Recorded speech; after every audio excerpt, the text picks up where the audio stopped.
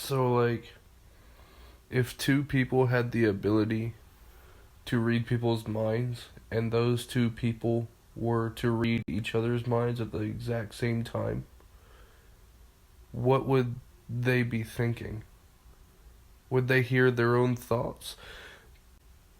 But if they're if they're like trying to use their ability to see what the other person's thinking, and that other person is also trying to find out what they're thinking, like what would be the outcome? Because like you would think maybe they hear each other's thoughts, but if they're both like actively working on reading the other person's mind, what would they be thinking about? Would it just be like nothing or what?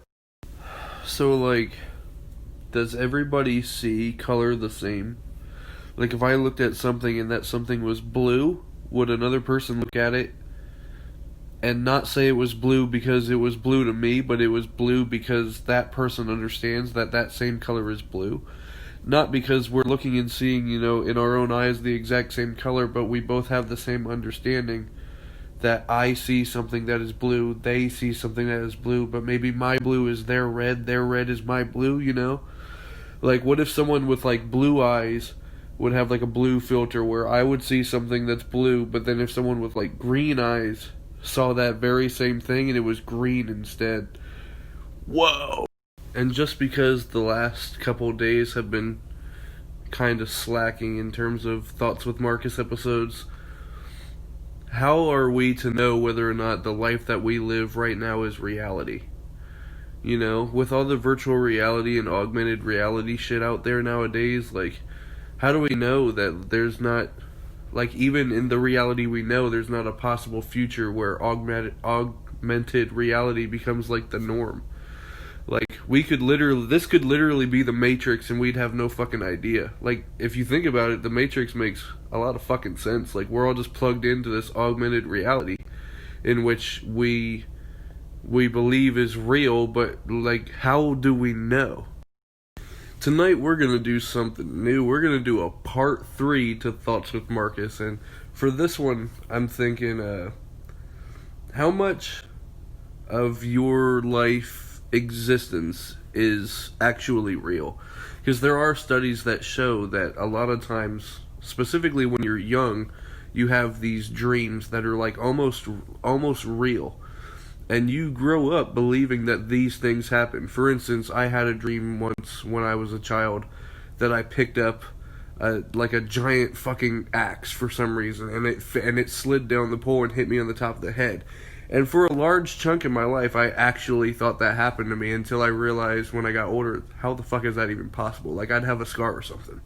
And it makes you think, like, how much of your life is actually real and how much of it was just like that lucid dreaming, So what if the light at the end of the tunnel is like the passageway between your dying life and your new life?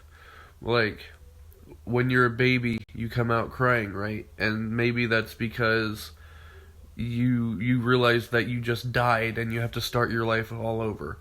And when you're a baby, obviously you can't speak, so that means you can't, you have thoughts, you remember your old life, but you can't speak and you can't really come up with coherent thoughts or speech until you're already old enough to form new memories, and your old memories fade. Like there are babies that have memories of things that they definitely shouldn't have memories about, and that's supposedly like a link to like their past life.